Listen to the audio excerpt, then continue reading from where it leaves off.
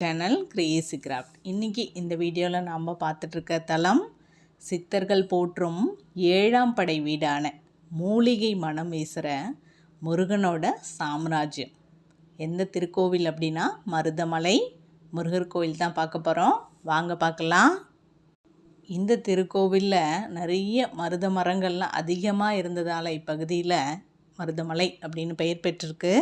இந்த மலையில் விளையிற மூலிகைகள் பல நோய்களை தீர்க்கிற வல்லமை கொண்டது.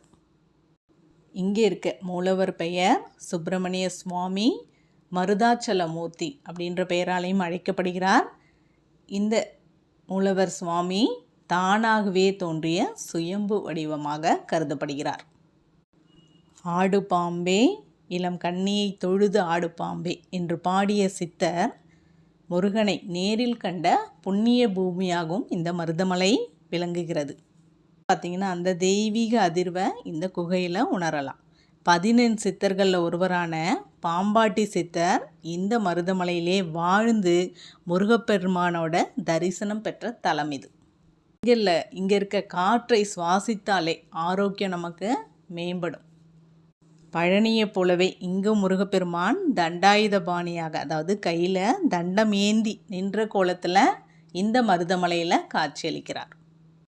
மேற்கு தொடர்ச்சி மலையோட ஒரு பகுதியான இத்தலம் இயற்கையோட அருட்கொடை.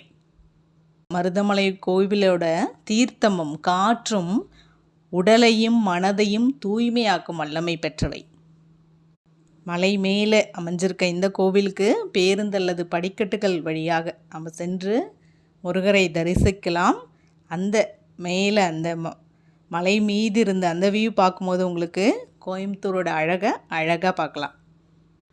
மலைகளில் எப்பயுமே நிறைய மூலிகைகள் இருக்கும். அந்த மாதிரி ஒரு சிறப்பு வாய்ந்த தலம்தான் இந்த மருதமலை. அதனால தான் நம்ம மலையை சுற்றி வரும்போது, மலை மேலே ஏறும்போது நமக்கு சுத்தமான காற்று கிடைக்கும். சேர்ந்து நாம் சுவாசிக்கும் போது நமக்கு உடம்புல எந்த ஒரு வியாதிகள் இருந்தாலுமே குணமாகும். பாம்பை அடக்கி ஆள தெரிந்தவனுக்கு இறைவனோட தரிசனம் எங்கும் கிடைக்கும். அதுதான் இந்த மருதமலை தர பாடம். சுப்பிரமணிய சுவாமி திருக்கோயிலுக்கு ஒரு தடவைனா போயிட்டு வாங்க.